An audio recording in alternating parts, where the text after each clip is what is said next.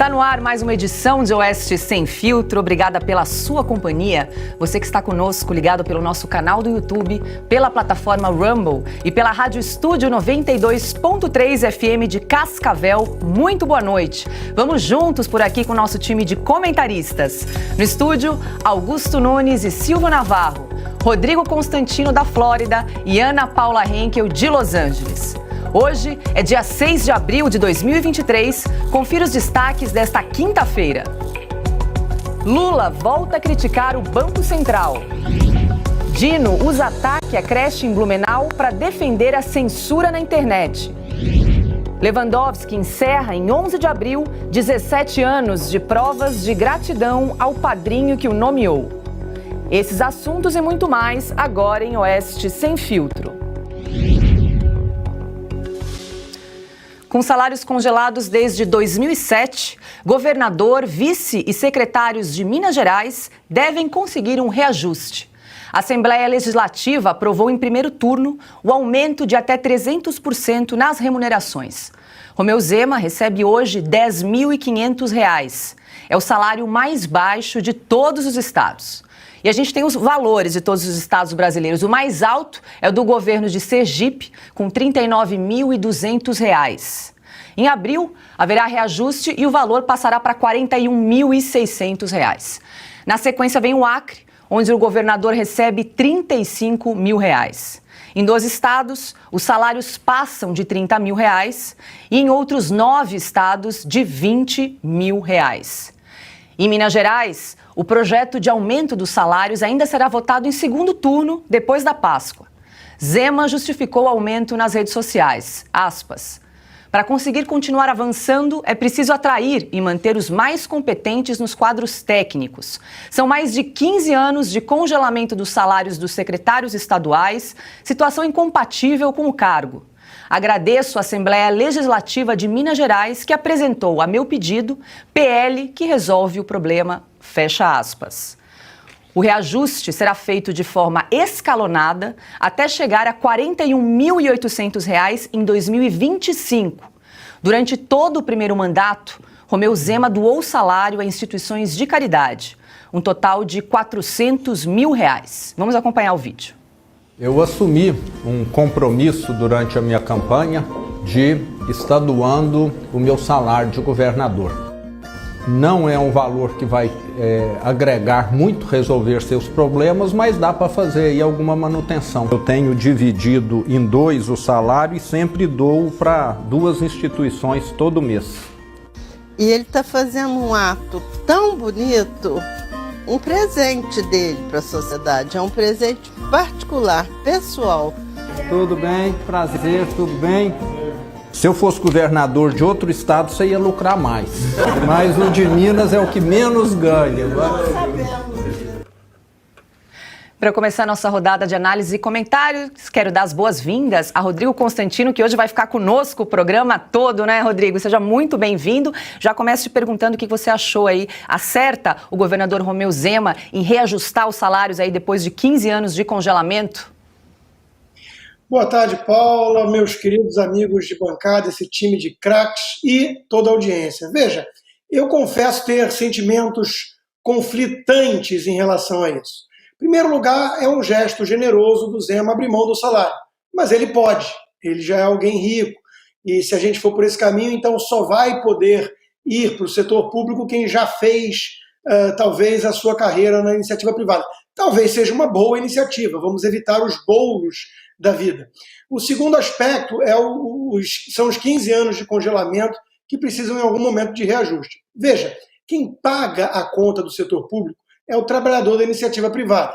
E, na média, se ganha muito mais no setor público do que na iniciativa privada. Então, é óbvio que isso pesa. Quando a gente fala salários de R$ 35 mil, R$ 40 mil, isso parece realmente exorbitante para uma realidade de um trabalhador de classe média, média baixa, que trabalha 5 meses do ano para sustentar a turma do setor público. Mas se você realmente quer atrair qualidade técnica para as secretarias, as camadas de cima do setor público, você precisa pagar salários bons, porque esse funcionário ele tem como custo de oportunidade outros setores na iniciativa privada que pagam muito mais.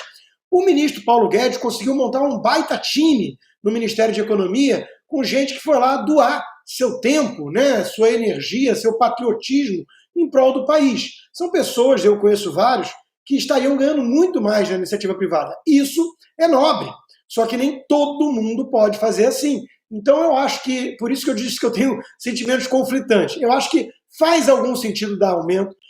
Não é isso que vai quebrar o Estado brasileiro, não é pagar 40 mil reais para aqueles que produzem, para aqueles que trazem eficiência para o setor público. O problema são penduricalhos, o problema é cabide de emprego, é estatal, é corrupção, é bola de neve, são privilégios que não acabam mais. Aí é que mora o problema. Não pagar um salário decente para quem realmente vai agregar para a eficiência do setor público.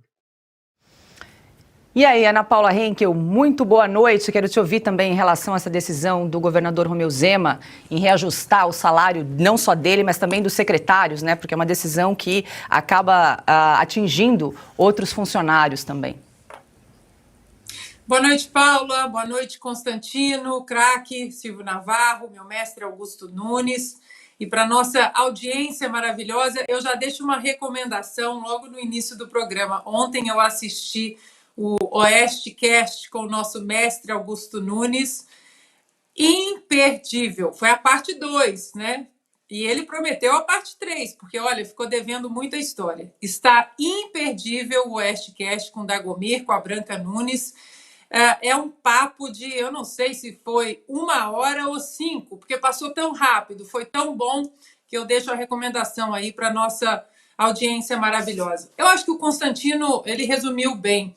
Nós ficamos ali, né, um pouco tentados em, peraí, o que está acontecendo, se vai aumentar o salário, mais 15 anos de congelamento, e eu acho que nós temos que ver a forma também, a forma como o governador Zema expôs isso de uma maneira bastante pública, bastante explícita, como as coisas eram, como as coisas são e como elas serão. Isso tudo faz parte do debate público e acho que a diferença é que o governador Zema trouxe isso à luz do dia, não faz ali, né, no escurinho do cinema, que a gente nem sabe, né, quem é que está sentado juntinho no escurinho do cinema, se é alguma, como nós vimos ontem na discussão do saneamento básico, da MP do saneamento básico. Agora Lula quer colocar empresas sem licitação, que antes foram excluídas, ou seja, o que nós temos no governo federal não é um debate aberto. Nós ficamos sabendo quando as coisas já estão a ponto, né, de serem decididas, a ponto de já serem estabelecidas como regras, e aí a gente discute, né? O escurinho do cinema é que é o perigo. E o governador Zema traz esse debate ao público de uma maneira honesta, e como ele vem fazendo, eu acho que é justo, né, ele ter esse aumento, até porque o governo de Minas, sob a administração do governador Zema, ele vem aí balanceando suas contas e está com uma saúde fiscal decente. Silvio Navarro, muito boa noite. Vou pedir, inclusive, para a produção exibir novamente essa arte, reunindo os salários dos governadores do estado, né, mostrando que Sergipe tem o salário mais alto, com, vamos lá, R$ 39.200. Depois, 6 estados seguem com R$ 35.400. São Paulo fica em 7º lugar, então, com... Vamos voltar só à primeira arte. R$ 34.500 em 7º lugar, né? O estado de São Paulo. E aí, Silvio Navarro e o Romeu Zema estão com o salário mais baixo. Temos aí os governos com salários mais baixos? Os 4 com salários mais baixos. Então, Ceará com R$ 19.500, Maranhão, 16.000, Distrito Federal, R$ 17.900 e Minas Gerais, então, com R$ 10.500, que agora aprovou, pelo menos em primeiro turno, o reajuste salarial. Boa tarde, Paula Leal, nossa âncora, mestre Augusto Nunes aqui comigo no estúdio. Querida Ana Paula Henkel, Rodrigo Constantino, muito bom ter você com a gente. Boa tarde a você que nos assiste. Paula, veja só, o Rodrigo e a Ana já trouxeram aí o cenário, já apresentaram aquela visão, porque numa primeira olhada para uma notícia como essa, qual é a tentação? É dizer, puxa vida, o governador está aumentando aí em 200%, 300% do seu salário, que absurdo. Então aí o consórcio da imprensa imediatamente sai correndo e diz, olha lá o Zema, ele apoiou o Bolsonaro. E essas foram as notícias que circularam a semana inteira. Nós, aqui na Revista Oeste, nós fizemos o dever de casa. Nós fomos entender por que o governador de um dos maiores estados da federação recebia 10 mil e os outros 39 mil, por exemplo, como é o caso de Sergipe. 39,2 é o teto constitucional, que vai subir, vai a 41,6. Mas esse valor, 39,2, é hoje o teto constitucional. Portanto, está todo mundo dentro da lei. Mas o que acontece? Foram 15 anos de congelamento. E o governador Romeu Zema não está aumentando o salário dele porque precisa.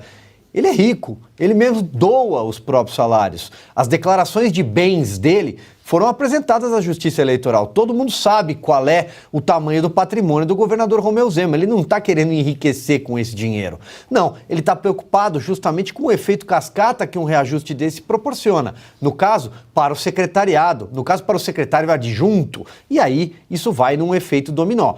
É claro que para você ter técnicos qualificados ao seu redor para produzir uma boa gestão, você precisa de gente que ganhe um salário adequado à sua profissão.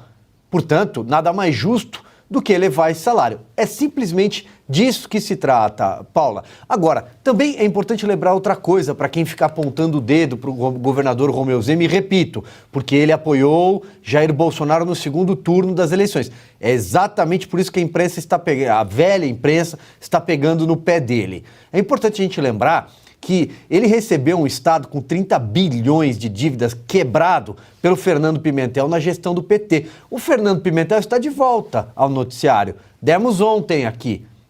Vai assumir a Engea, que é uma empresa que atua com os ativos da União. A União tem cerca de 40 bilhões de reais para receber. O Fernando Pimentel vai receber um salário maior do que o do Romeu Zema, 42 mil reais. É justo ou não? E aí, Augusto Nunes, muito boa noite, também quero te ouvir. Boa noite, Paula, nossa chefe. Boa noite, meu irmão Silvio. Boa noite, minha parceira querida Ana. E boa noite, meu amigo Constantino, que a partir de agora vai estar conosco toda quinta-feira em tempo integral, pelo menos uma vez por semana. E boa noite a você que nos acompanha por aqui. Olha, eu vou dar um dado técnico que explica o comportamento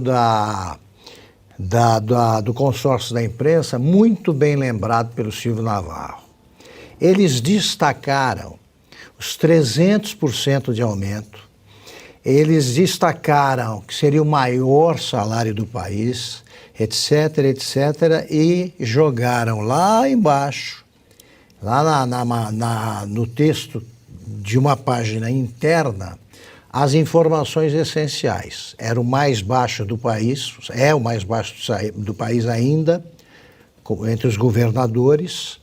O aumento é gradativo, ele doa o salário e vai voltar ao normal porque houve um congelamento, como disse o Silvio, que durou quanto, Silvio? 15 anos. 15 anos. Pois bem, o dado técnico que eu vou dar é o seguinte: para cada 10 pessoas que leem uma notícia de jornal, tem 10 leem o título, que sai na primeira página e também nas páginas internas. Desses 10, 8 veem a foto, se há uma foto acompanhando.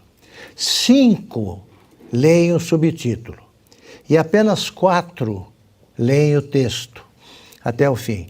Então eles esconderam deliberadamente o que efetivamente é importante, que acabamos de citar agora. Ele vai chegar ao nível dos outros governadores. Ele passou um tempão com este salário, os secretários também. secretários, os que serão beneficiados pelo reajuste agora, também toparam trabalhar por um preço muito abaixo do que é pago aos outros governadores e secretários do país. Ele deu um exemplo nesses anos todos. Tudo isso foi esquecido por quê? Porque ele apoiou o Bolsonaro, claro. Claro, se ele tivesse... Aí só pode destacar o que é ruim. Se ele tivesse apoiado o Lula, não era nem notícia, porque eu nunca li, né, os outros... Nunca vi nada sobre os salários dos outros governadores. Né? Só ganha um pouco ali, em relação aos outros, o governador do Maranhão, por exemplo. Mas pelos nomes que ocuparam o cargo, o governador do Maranhão deveria valer o que eles valem. Não valem nada. E o governador Tarcísio de Freitas pretende transformar em política de Estado o projeto Favela 3D, criado pela organização Gerando Falcões. Com a parceria, o governo vai selecionar 9 favelas paulistas com até 500 residências para melhorar a infraestrutura e a urbanização das comunidades e abrir portas do mercado de trabalho para quem mora nas periferias. As favelas são usinas geradoras de criatividade. As favelas são celeiros de empreendedores. A gente está focado em construir as pontes para o futuro, construir as pontes para a oportunidade. E de repente, eu tenho uma reunião com o Edu Lira e ele apresenta o conceito da favela 3D.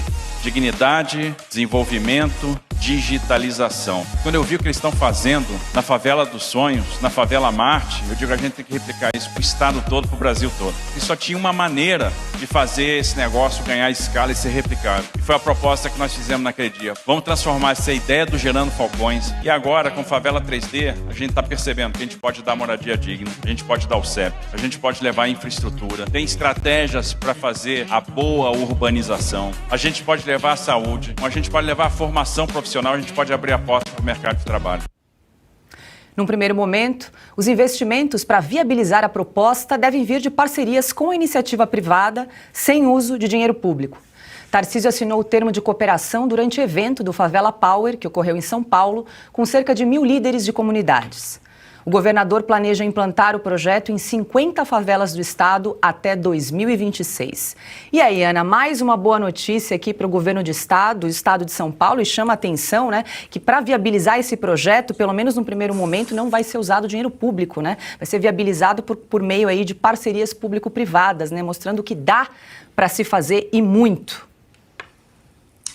E é, na verdade, o próprio legado, né, do presidente Bolsonaro agora para o estado de São Paulo, não apenas com o nome do Tarcísio, mas também as ferramentas que ele usou no Ministério de Infraestrutura, ele usa agora no governo de São Paulo. Exatamente essa parceria público-privado, exatamente tirar, né, desonerar o Estado e prover serviços de qualidade, porque a gente sabe muito bem que o Estado não apenas não provém esses serviços de qualidade, muitas vezes, como também ele é usado como tentáculos aí nos esquemas de corrupção. E você colocando isso também nas mãos das ações das empresas privadas, do capital privado, você tem uma vigia também, né? Os vigias são mais atuantes, até porque é dinheiro privado e as pessoas querem também um resultado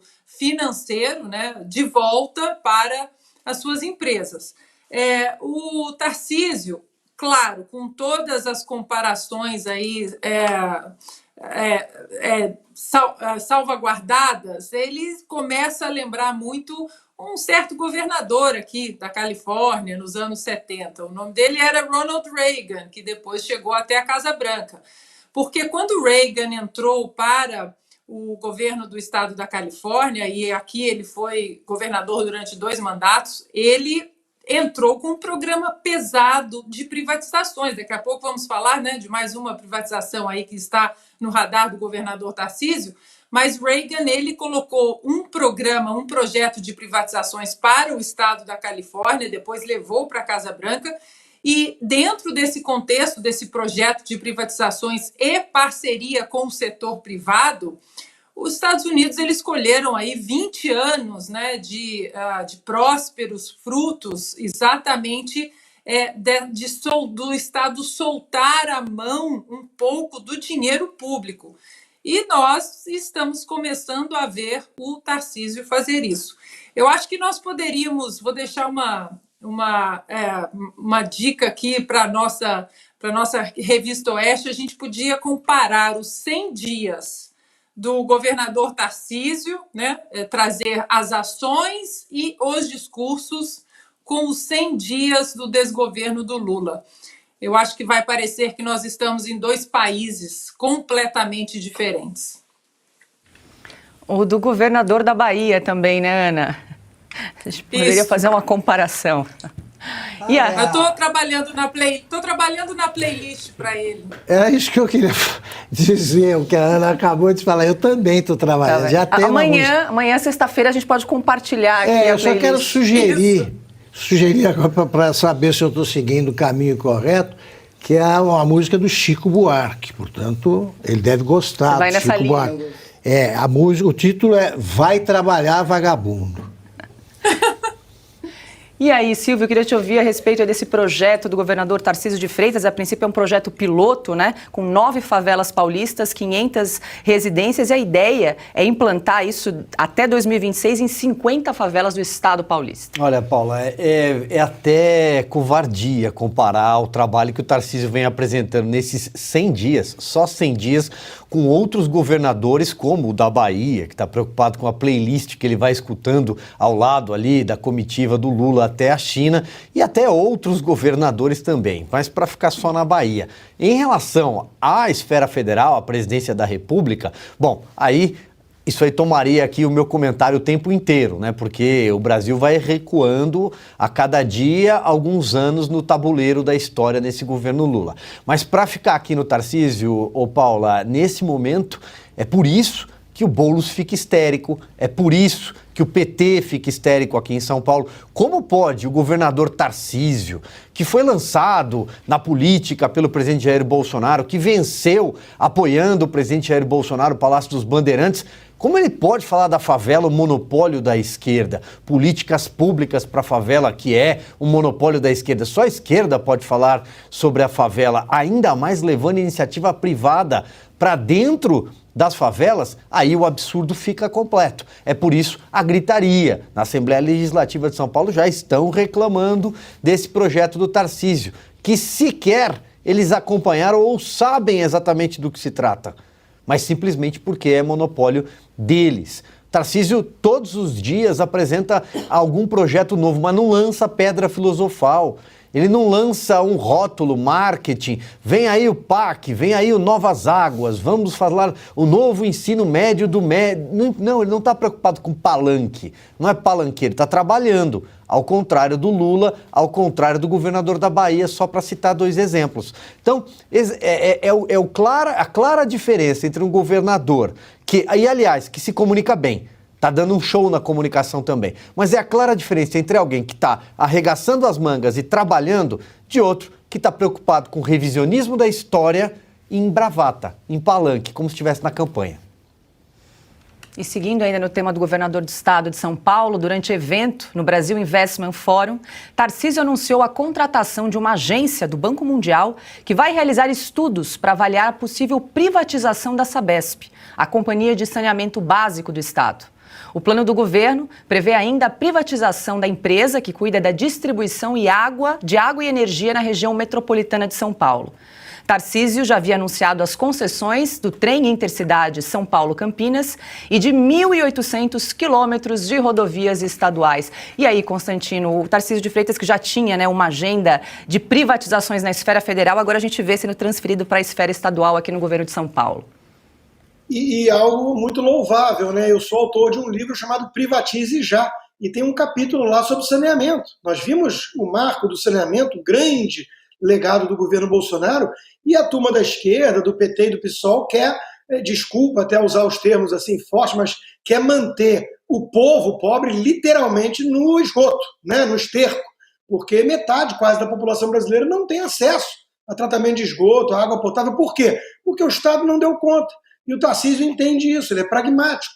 Ele é um tecnocrata, gestor, eficiente, que quer resultados. Essa é a grande definição do Tarcísio. Então, ele entendeu que é preciso trazer a iniciativa privada para levar os serviços mais básicos e necessários. E veja, quando a gente fala de saneamento, Paula, a gente está falando de milhares de pessoas que morrem no Brasil por doenças que são absolutamente evitáveis. Desinteria, doenças que justamente pelo contato, né, com o esgoto. Então, isso é desumano.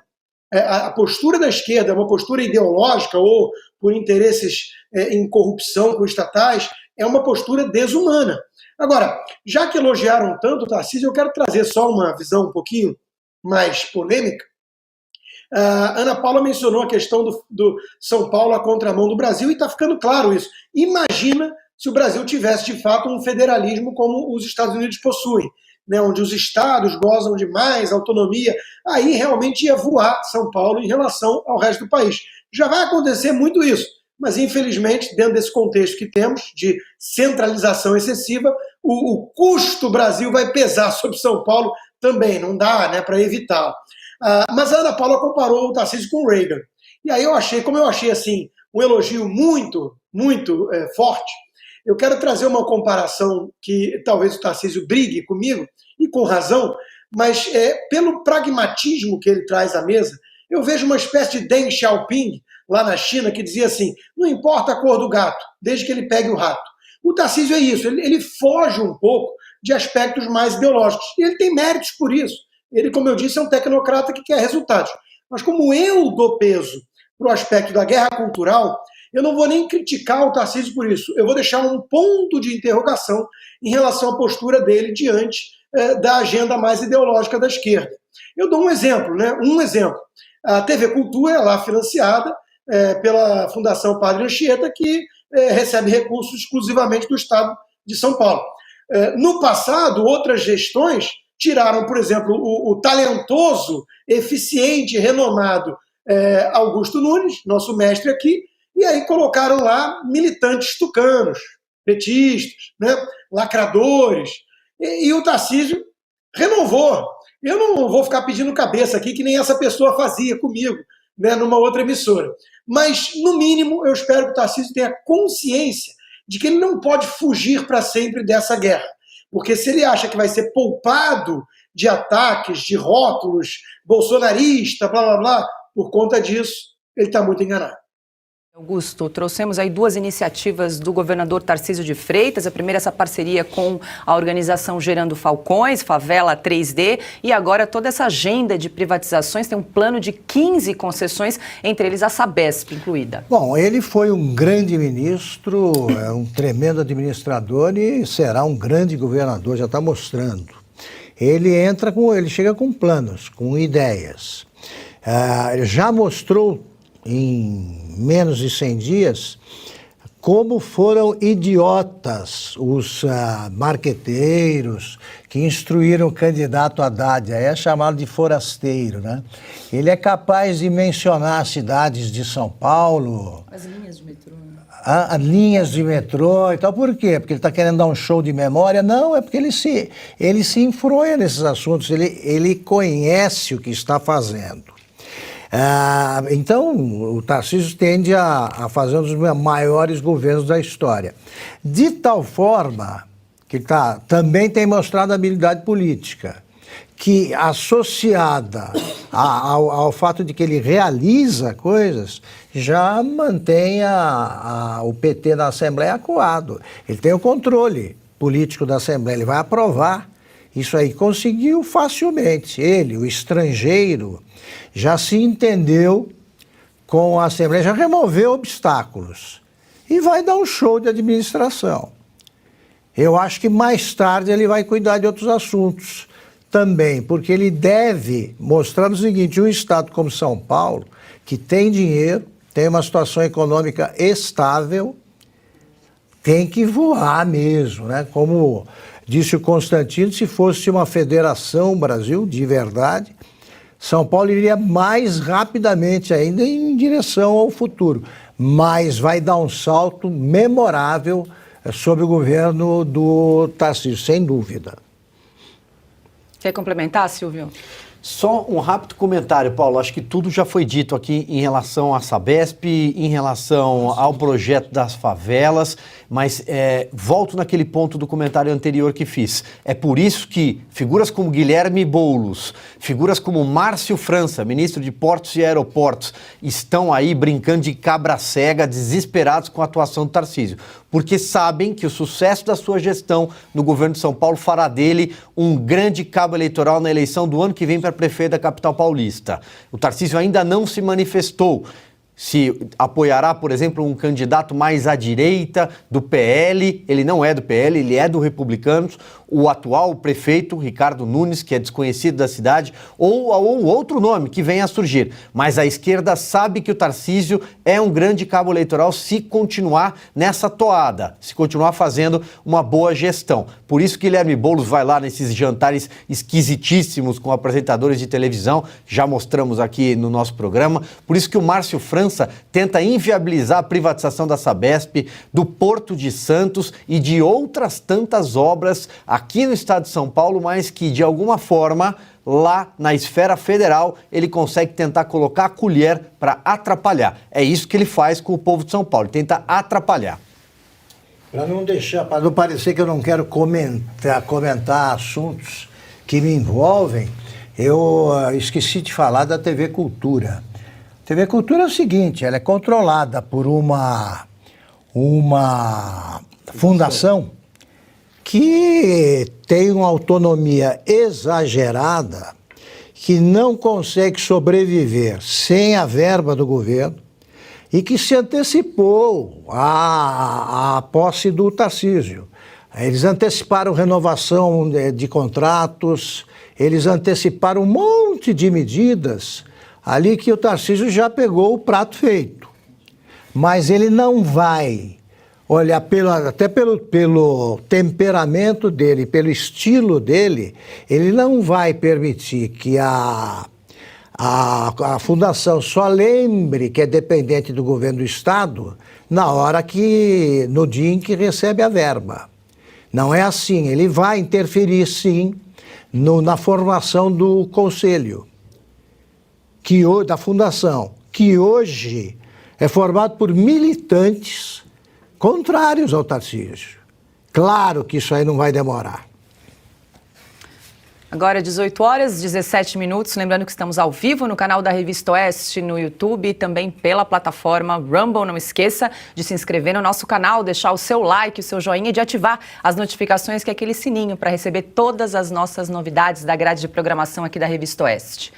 E seguindo o nosso giro de notícias, Flávio Dino, ministro da Justiça e Segurança Pública, pediu ao ministro Alexandre de Moraes que o deputado Deltan Dallagnol seja investigado no inquérito das fake news. Dino alega que Deltan espalhou notícias falsas ao afirmar em entrevistas que o ministro da Justiça fez acordos com o crime organizado para visitar o Complexo da Maré, no Rio de Janeiro. Dino afirma ainda que o deputado teria cometido os crimes de calúnia e difamação, além de possível racismo contra, abre aspas, camadas menos abastadas da sociedade, fecha aspas. O ministro também diz que o deputado quebrou o decoro parlamentar com suas declarações. E sua opinião sobre a inclusão de Dallagnol no inquérito da fake news?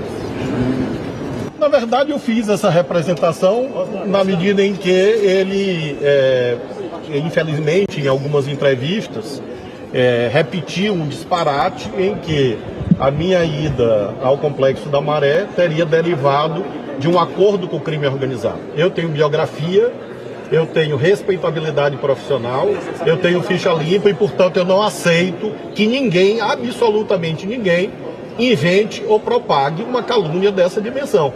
Quem tem o pessoal jamais. Tanto que eu fiz contra vários deputados e senadores que eu sequer conheço. Agora eu espero que os deputados e senadores todos reflitam sobre a importância da imunidade parlamentar. A imunidade parlamentar não pode ser alvo de abuso, não pode ser desviada da sua finalidade. Imunidade parlamentar não é escudo para cometimento de crime. O senhor imagina que você pretende colocar também o Janones? O Janones não me ofendeu, ao que eu saiba. A mim, não. Então é pessoal?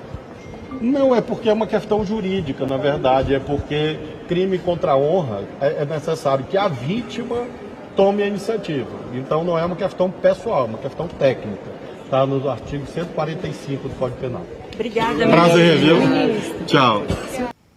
E aí, Silvio, vale lembrar que esse inquérito das fake news, no qual o Flávio Dino, o ministro Flávio Dino, quer incluir o deputado Deltan Dallagnol, está aberto já há quase 4 anos, foi aberto de ofício por conta própria pelo ministro Dias Toffoli, do Supremo Tribunal Federal, e quem hoje é o relator é o ministro Alexandre de Moraes. É uma verdadeira caixa preta do judiciário. Antes de mais nada, quero parabenizar a repórter que fez as últimas perguntas. Não vi o microfone, não vi o rosto, não conheço a voz, não sei de quem se trata, mas gostei das perguntas. Por que não?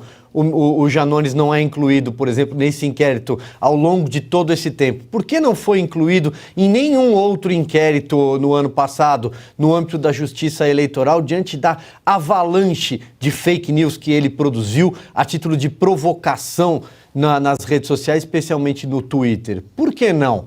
E o Márcio França, que eu falava agora há pouco, atual ministro de Portos e Aeroportos, a quantidade de fake news e acusações sem provas que ele fez não é incluído no inquérito das fake news. E o presidente Lula, por que não é incluído no inquérito das fake news quando fala mentiras? Ora, por exemplo, sobre o PIB, que não cresceu nada, que é uma mentira, ora com ataques ao presidente Jair Bolsonaro, ora com ataques especialmente ao ex-juiz da Lava Jato e atual senador Sérgio Moro.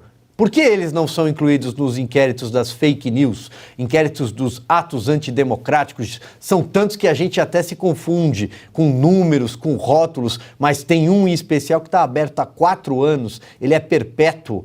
É um inquérito no qual o próprio Supremo é vítima, é acusador, julga, condena, prende, manda soltar e manda colocar tornozeleira eletrônica, bloqueia contas bancárias, derruba as pessoas nas redes sociais, o que se chama censura. E aí? Por que eles não são colocados?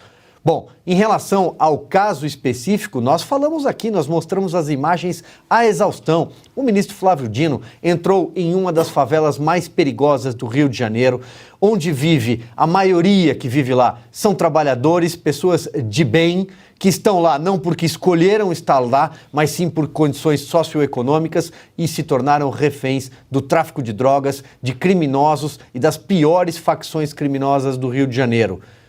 Ele chegou lá com 2 carros, pouquíssimos seguranças, no vídeo dá para ver 2, ao menos que sejam ali grandes dublês de Hollywood, eles não conseguiriam enfrentar o crime organizado, a bala, caso os traficantes reagissem à entrada de alguém que é uma força do Estado, um ministro de Estado, dentro de uma favela sem algum tipo de comunicação prévia, sem algum tipo de trabalho de inteligência. Esse é o único ponto. Fosse uma viatura da Polícia Militar, estaria cravejada de balas e eu não sei qual sorte teriam os policiais militares. Também não é tão simples assim que um cidadão que não pertença, que não seja morador dessa favela, caminhe por qualquer viela, por qualquer beco, entre em qualquer residência ou estabelecimento que seja sem consentimento de quem manda nessa favela. É disso que se trata e ponto. E aí, Ana, ministro Flávio Dino, então, quer enquadrar o deputado Deltan Dallagnol no inquérito das fake news, ainda disse que o deputado teria cometido crime de calúnia, difamação e, além possível, racismo. Vou até repetir aqui, abre aspas, contra camadas menos abastadas da sociedade, ainda ameaçou a perda do mandato, né? Porque disse que ele teria quebrado aí o decoro parlamentar. A sanha comunista, porque não tem outra palavra, né? É uma sanha comunista de censurar todos aqueles que possam se tornar alguma pedra no seu caminho por questionamentos, por perguntas, por ações, por políticas. Então, não tem outro nome, né? Vamos falar sem filtro o que é isso. É uma sanha comunista. Só um lado fala, o outro lado, oposto ao lado que eu estou, tem que ser calado, tem que ser censurado, tem que ser derrubado, tem que ser colocado, jogado na prisão. As forças policiais têm que serem usadas exatamente para ameaçar, para coagir. Não tem outro nome, não, Paula. Essa sanha comunista. E o próprio Flávio Dino, eu acho que eu estou colocando aqui sem filtro o que eu acho que é, mas o próprio Flávio Dino deve estar olhando, né, esse meu comentário como um elogio, porque ele já disse: sou comunista graças a Deus, como se Deus entrasse na esfera, na aura comunista, né? A primeira coisa que comunista quer tirar da vida das pessoas, Deus. Eu quero fazer coro com o Silvio, que tomara que nós possamos descobrir o nome da repórter, né? Sensacional, a repórter que perguntou. O Janones também vai ser incluído aí nesse inquérito das fake news. O Flávio Dino cai numa contradição danada, né? Por isso que é uma sanha comunista de censura, porque crimes contra calúnia, difamação, injúria, todos eles já estão estabelecidos no nosso Código Penal, né? Artigo 138, 139, 140, eu sei porque eu já usei e eles funcionam. Então, portanto, isso não passa, vou repetir mais uma vez, porque nós precisamos dar o nome certo aos bois comunistas. Sanha comunista de censurar quem faz pergunta demais. Cidadãos e agora também parlamentares, representantes eleitos pelo povo que estão no parlamento para falar, para representar o que o povo quer perguntar. Ana, falando em sanha comunista, Flávio Dino também usou ataque à creche em Blumenau para defender a censura na internet. Aspas, o acervo de causas que leva à ampliação de tragédias está bem visível.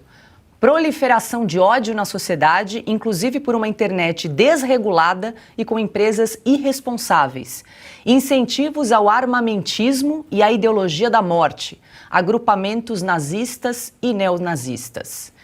E aí, Constantino? Olha, é absolutamente abjeta essa mensagem, né? Explorar uma tragédia, uma barbárie, né? Uma monstruosidade, como vimos na creche em Blumenau, para esses fins de censura, de autoritarismo, de perseguição e de espalhar mentira, né? Como se isso tivesse alguma coisa a ver com ódios da direita na rede social. Quer dizer, é tudo absurdo demais para comentar, mas é o que vem dos comunistas, é só isso, é absurdo. Eu vou acrescentar pouco ao que já disseram o Silvio e a Ana, mas, em primeiro lugar, se mentir é crime, Lula merece prisão perpétua no país, né? Mentir não é crime, para sorte do Lula. No caso, eles não ligam para isso, porque eles estão com o poder, usam de forma arbitrária, com o aval supremo, para perseguir desafetos, adversários, críticos ou jornalistas independentes que fazem perguntas incômodas e que expõem todo o duplo padrão que revela que, na verdade, isso é uma tática para perseguir oponentes.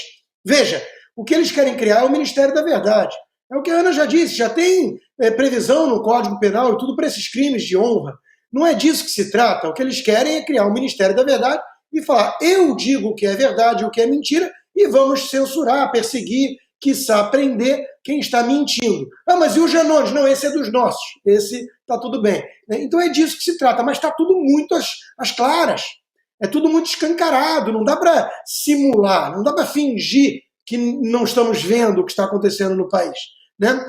Eu, obviamente, por cuidado para não atrair até processo e tudo, não vou poder ir ao limite do que eu penso sobre esse senhor que não gosta de ser chamado de comunista obeso, mas já assumiu que é comunista, graças a Deus, como disse a Ana. Quanto à questão do sobrepeso, é um problema que o Lula já apontou. Agora, o que fica disso tudo é o que o Silvio disse. O cerne da questão não é respondido. Como que uma autoridade que comanda as polícias, o Ministério da Justiça, consegue entrar sem escolta policial, sem um enorme aparato, num ambiente que é dominado pelo tráfico, que é um Estado paralelo? Ele usar a questão do preconceito com pobres é de uma cortina de fumaça tão patética, Paula, tão ridícula, que eu me pergunto se alguém realmente acredita nisso, né? Então agora as pessoas têm medo de entrar no Complexo da Maré por causa de preconceito com pobres. e não porque está sentado logo ali na esquina um sujeito que é um bandido marginal portando um fuzil.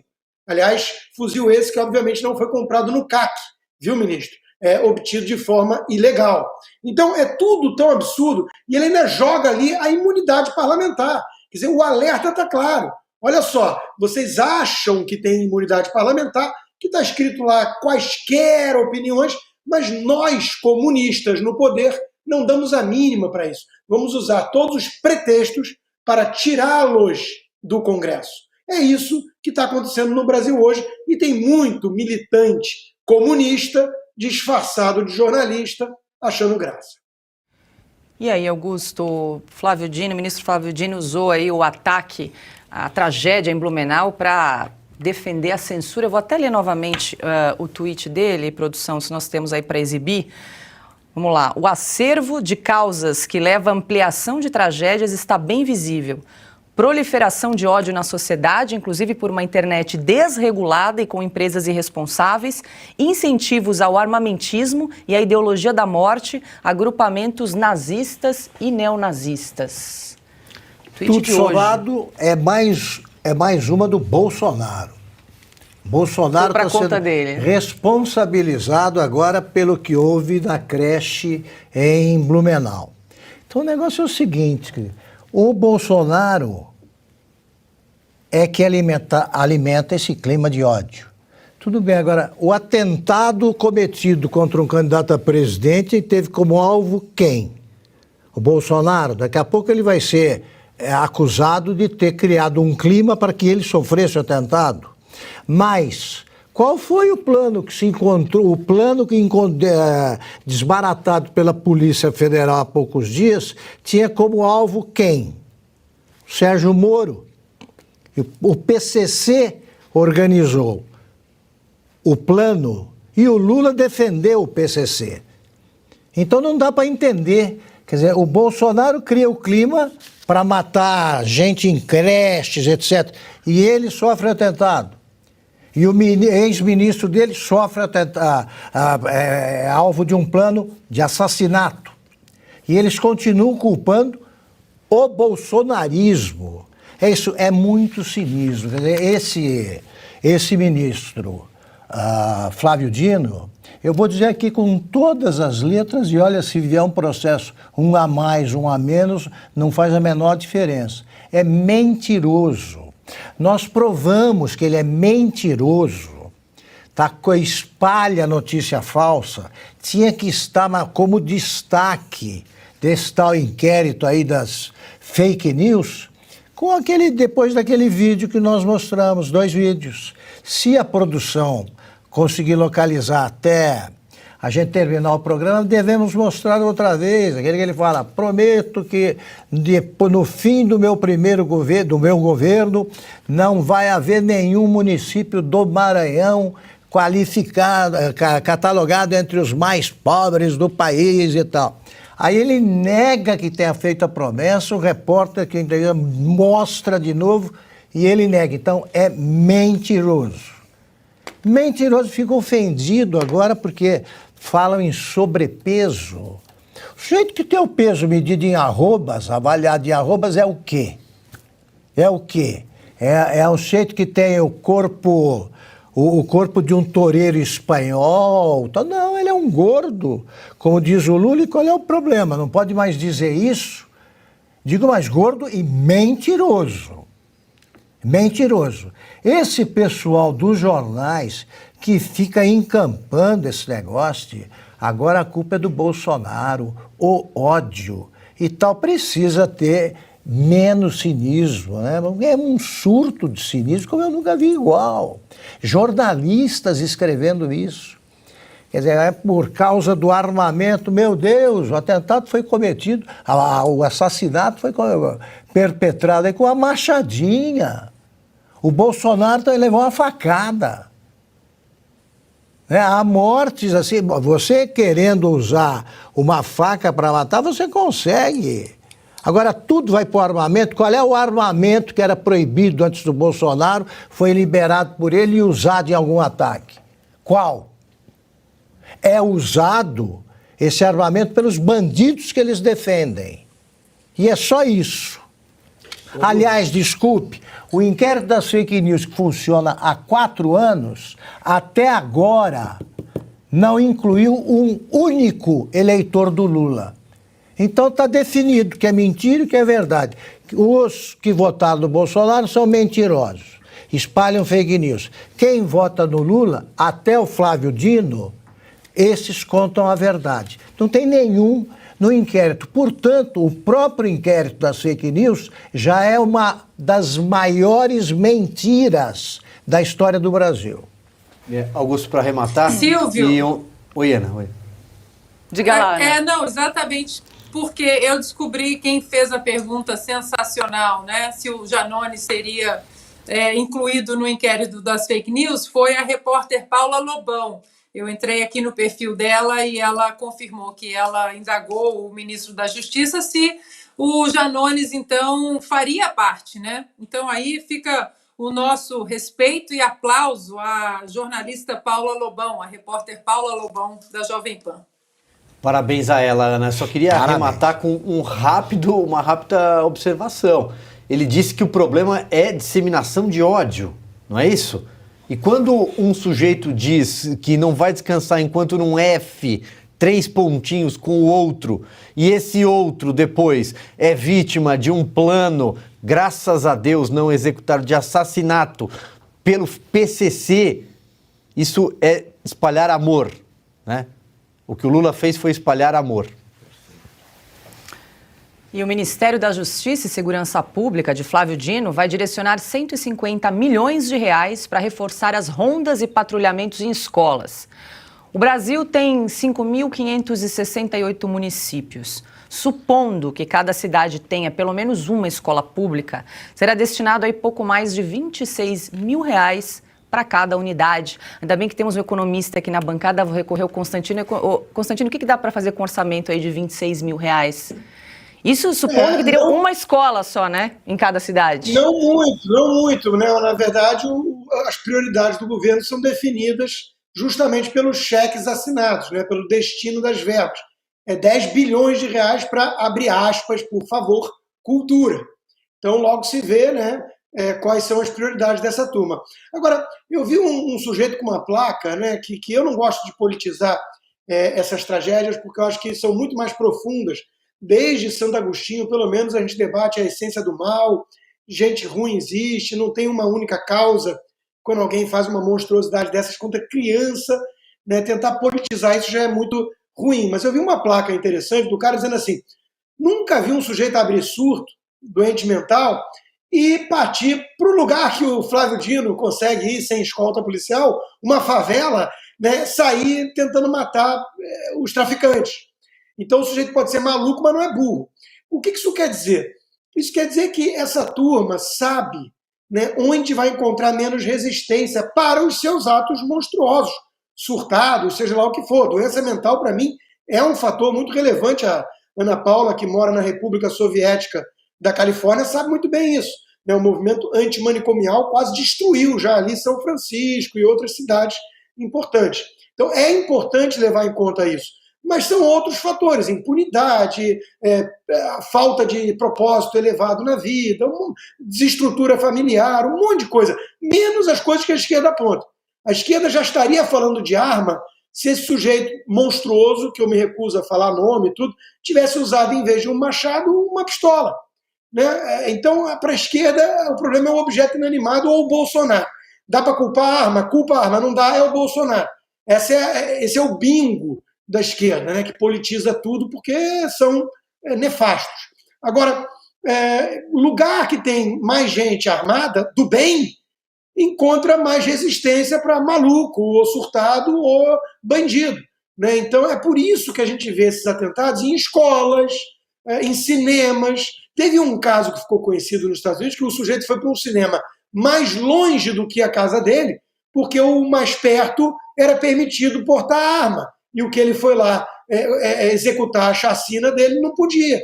Então, é meio óbvio isso. O sujeito quer encontrar alvos fáceis, ele não vai para lugar armado. Bom, e agora a gente tem um recadinho para você, e logo mais tem entrevista aqui em Oeste Sem Filtro. Por que você ainda gasta dinheiro com óleo de cozinha, hein? Sai dessa vida! Com a Estação Culinária Tiziano, você pode cozinhar sem usar nenhuma gota de óleo e nada gruda na panela, viu, Silvio? Lívia, não precisa usar nem um pouquinho de óleo? Exatamente isso. Pode dar tchau pra gordura. Tiziano possui o mais poderoso antiaderente do mundo, sem falar da sua exclusiva composição de 6 camadas de proteção. Olha só no vídeo, vamos ver? Vamos lá. Tiziano chegou ao Brasil para revolucionar o seu jeito de cozinhar. Com a linha Tiziano é possível preparar pratos sem uma única gota de óleo. Você cozinha com facilidade porque nada gruda. Elas possuem o mais poderoso revestimento antiaderente do mundo. É uma exclusiva composição com 6 camadas que oferece maior resistência, durabilidade e leveza. Viu só? Tiziano possui um padrão de qualidade que só uma panela die-cast pode oferecer. São 6 camadas que oferecem durabilidade e resistência muito superior. Então isso quer dizer que elas não descascam, é isso? Exatamente isso, não descascam, Silvio. E você aí, então, quer ter uma coleção completa da Estação Culinária Tiziano na sua cozinha? Ligue agora 0800 591 9292, Lívia. E é o seguinte, ó, as Tizianos são tão práticas que ajudam você a economizar tempo no fogão e gás de cozinha, porque distribuem muito melhor o calor, tá? E tem mais uma coisa, 10 anos de garantia só a Tiziano oferece. Gente, 10 anos de garantia. Então ligue agora 0800 591 9292 e parcele em 10 vezes com frete grátis. E não para por aí, tem promoção. Ligou agora, você leva a 5ª panela de presente e os 50 primeiros vão ganhar espátula de silicone. Corre pra ligar, hein? 0800 591 9292. Depois do ataque à creche em Blumenau, deputados da oposição pediram mais rapidez na aprovação de projetos sobre segurança nas escolas. A proposta do deputado Paulo Bilinski, do PL de São Paulo, obriga a segurança armada nas escolas públicas e privadas. São necessárias 257 assinaturas para que seja votada imediatamente. Daniel Freitas, do PL de Santa Catarina, propôs uma mudança na lei das diretrizes da educação para que as escolas tenham segurança armada. E nós vamos conversar agora com o deputado Daniel Freitas, porque é hora de entrevista aqui em Oeste Sem Filtro.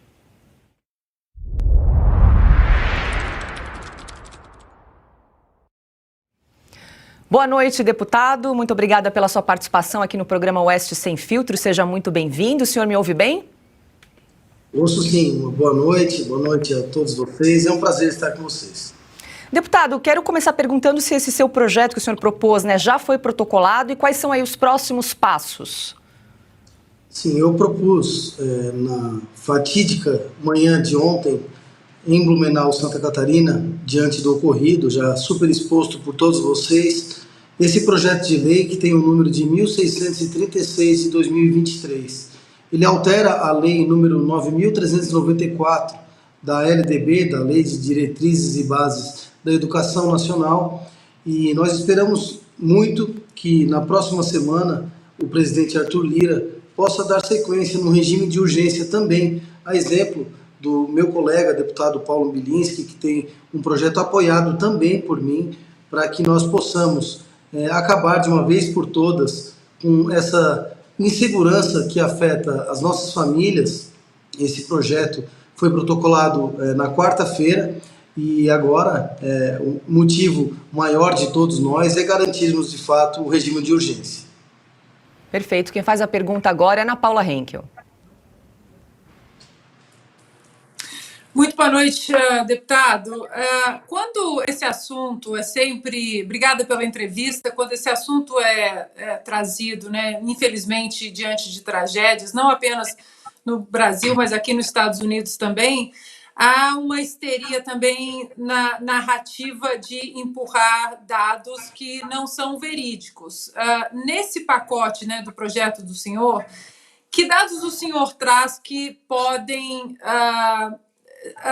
de uma maneira anular as falácias de que tudo armas matam, de que existe uma escalada de violência armamentista no Brasil. O senhor coloca dados nesse debate?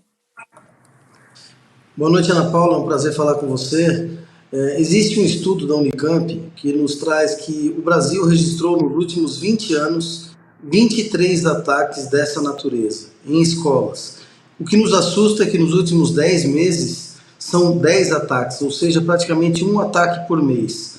Nós não temos dúvidas de que na manhã de ontem em Blumenau, se nós tivéssemos seguranças armadas, como é o caso aí da Flórida, hoje eu estava falando com um amigo de Boca Raton, que mandou inclusive registros da entrada da escola da filha dele, onde os pais não podem entrar devido a tamanha segurança, também depois de passar por muitos ataques, eles sofreram a dor para depois reagir. A nossa legislação é muito branda, é muito fraca. O meu projeto ele propõe sim que as escolas contem com segurança armada como proteção. Então nós precisamos que esse projeto seja levado a risco pelo Congresso Nacional para que a gente consiga entregar paz aos nossos familiares. Eu sou pai, eu sou tio e antes de ser parlamentar nós prezamos pela segurança dos nossos.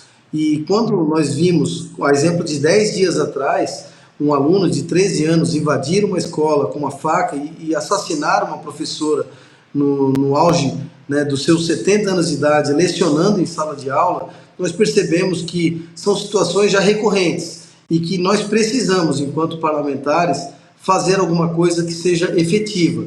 Eu confesso a vocês que hoje de manhã, vendo aquelas imagens daquelas crianças, eu tive um momento de muita emoção, chorei a ver as imagens, e o que eu queria de fato agora não era nem esse projeto, era poder mudar a nossa Constituição através de uma nova Constituinte, para que casos como esses tivessem a pena de morte, porque não é possível que um cidadão, se é que a gente pode chamar de cidadão, um ser humano daquele, entre com uma machadinha, assassine 4 crianças a sangue frio, deixe outras 4 gravemente feridas e ainda esteja aí à mercê da justiça, da nossa fraca legislação, daqui a pouco solto às ruas, porque ele já tem histórico policial e agora vamos depender aí da justiça, o que vai ser do futuro desse cidadão. Nós precisamos agir urgentemente. Então, o Congresso vai contar com o meu apoio em todas as pautas nessa direção.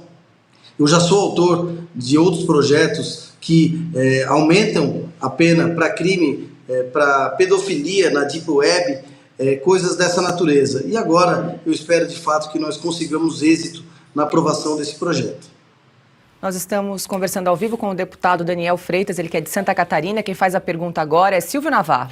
Boa noite, deputado. Um prazer conversar com o senhor mais uma vez. Parabéns pela iniciativa. Eu também espero que avance. Já passou da hora de enfrentar esse debate no Congresso Nacional. Agora, deputado, qual seria o melhor modelo para a segurança armada dentro das escolas? Porque seguramente esse tipo de proposta vai enfrentar resistência das bancadas de esquerda e, consequentemente, do governo federal, neste momento administrado pela esquerda, pelo PT. Por quê? Seria um modelo de empresa de segurança terceirizada, por exemplo, ou seria, por exemplo, como o governador Tarcísio pensa em implementar em São Paulo com policiais militares da reserva? Digo isso porque a gente sabe que um dos problemas da esquerda também é com a polícia. Boa noite, Silvio. É um prazer voltar a falar com você. Eu considero o melhor modelo aquele que resolva e que seja rápido, imediato. Eu estou recebendo diversas manifestações que têm naturalmente um viés ideológico envolvido, mas eu preciso que o Brasil entenda que esse projeto ele não tem uma bandeira partidária. Se for para colocar uma sigla de partido, que seja PPMD, Partidos dos Pais e Mães Brasileiras, que nós consigamos, através desse projeto, entregar a segurança de fato. O meu projeto ele traz a oportunidade de uma parceria com a iniciativa privada, com o ambiente escolar, com o poder público municipal, e ele pode ser custeado pelo Fundo Nacional de Segurança Pública, que está no arcabouço do Ministério da Justiça. Nós precisamos encontrar uma alternativa viável, mas que resolva. Então eu espero que esse meu projeto e também dos meus colegas, que nós consigamos unir todos os esforços para aprovarmos o primeiro que resolva essa situação, para que a gente possa dormir com a cabeça tranquila no travesseiro, que as nossas crianças estarão bem cuidadas. Rodrigo Constantino pergunta agora. Boa noite, deputado. Veja, a impunidade é o maior convite ao crime e é um dos maiores problemas do Brasil. Nós tivemos 4 anos de governo de direita, nós temos a chamada bancada da bala, e que ganhou até peso, né, no país, e nós vemos a dificuldade de avançar com esses projetos. Não só, o senhor mencionou, gostaria de mudar a Constituição para incluir pena de morte, tem a questão da maioridade penal, o exemplo que o senhor citou de São Paulo foi um menor de idade que já está com ficha limpa, que nem o presidente Lula, né? Vai ficar com ficha limpa, livre, leve e solto, tendo matado uma senhora, uma professora. Então, choca isso, ainda mais alguém que está morando há 8 anos num país que tem outro tratamento para com marginais dessa estirpe. O que acontece, deputado? O que dificulta tanto? Tem um clamor popular, temos a tal bancada mais dura com o crime, tivemos 4 anos de governo de direito. O que acontece que torna tão difícil avançar com essas pautas? Boa noite, Rodrigo Constantino, é um prazer falar com você. Essa questão da maioridade penal, para se ter uma ideia, desde 1970 existem projetos tramitando nessa direção e nenhum deles saiu do papel. Há 10 dias nós vimos aí um menino de 13 anos esfaqueando a sua professora, né, uma professora de 70 anos de idade.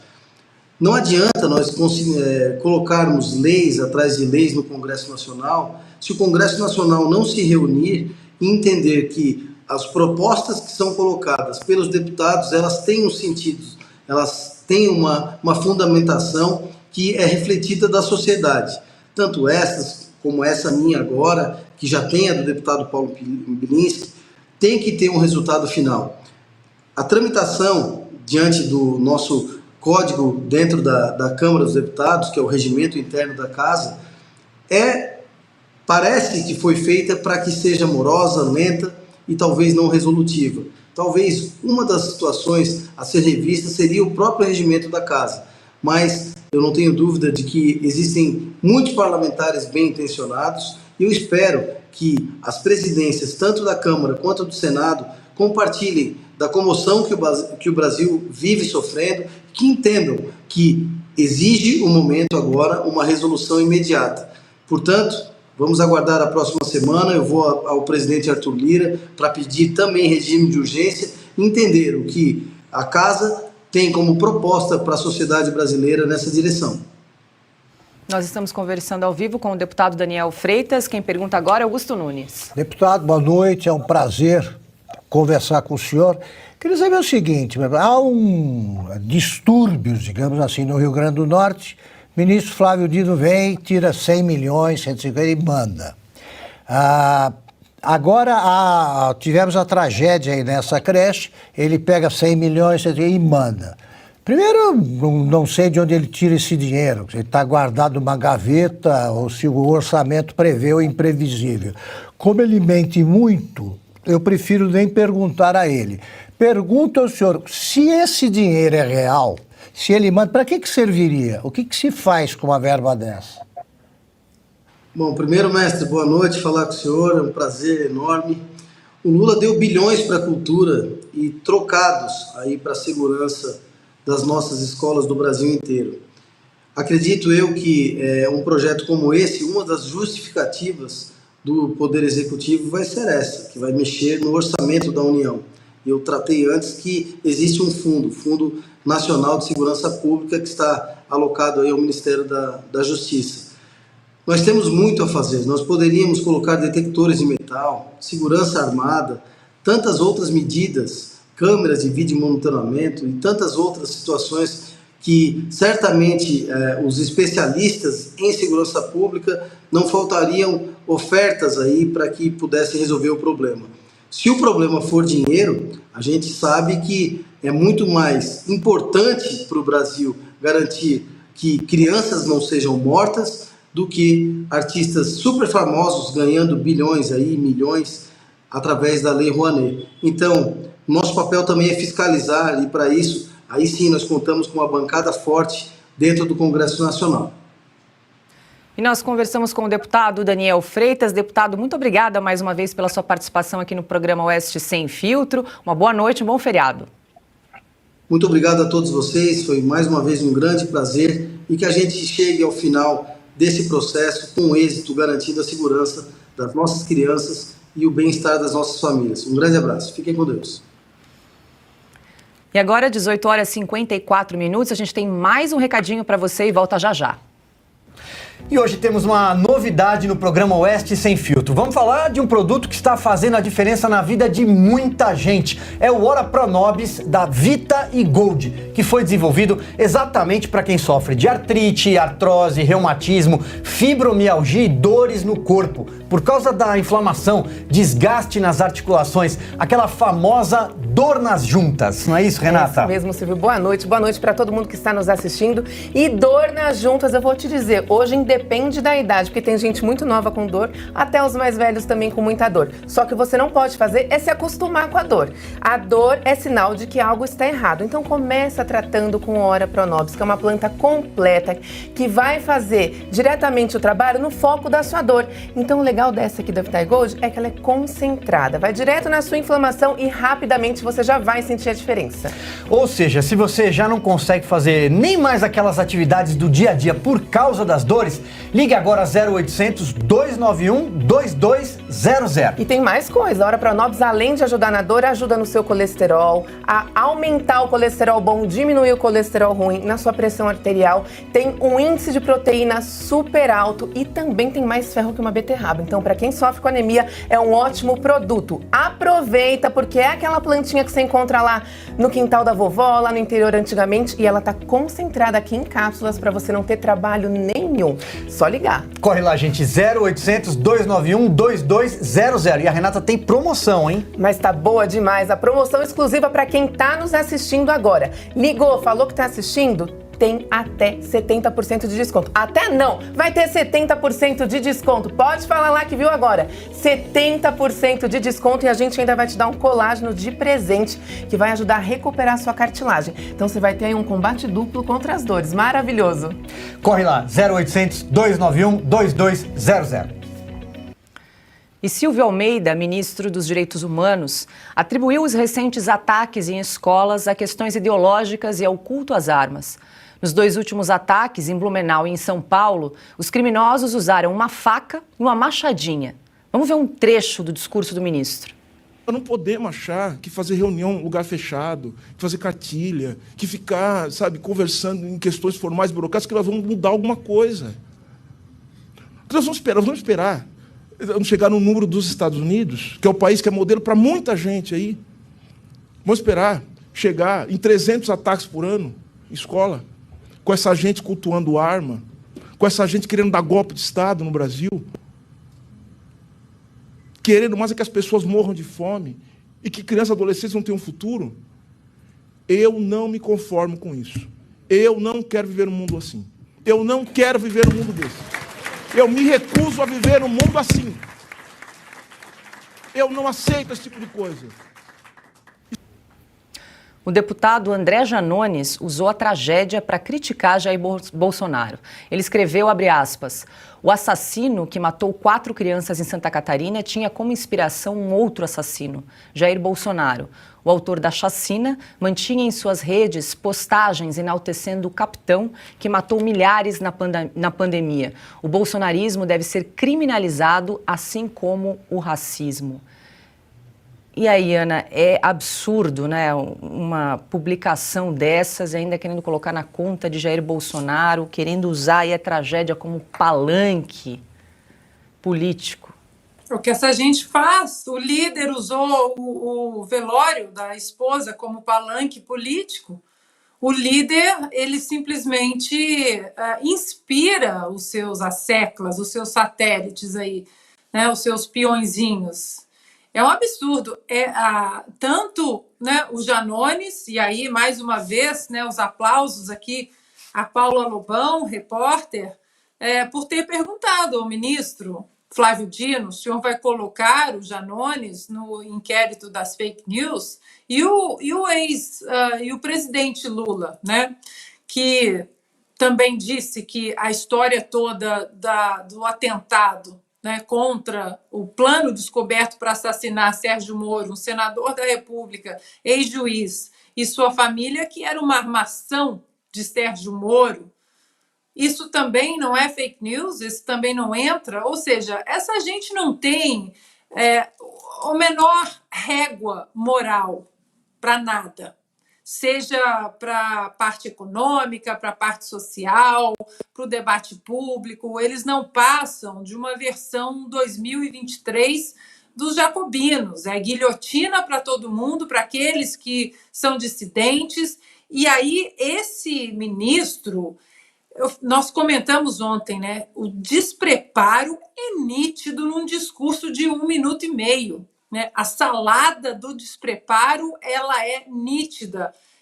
Armas, fome, golpe, escolas, traz números ali que não são verídicos, né? 300 ataques em escolas nos Estados Unidos. De onde ele tirou esse número?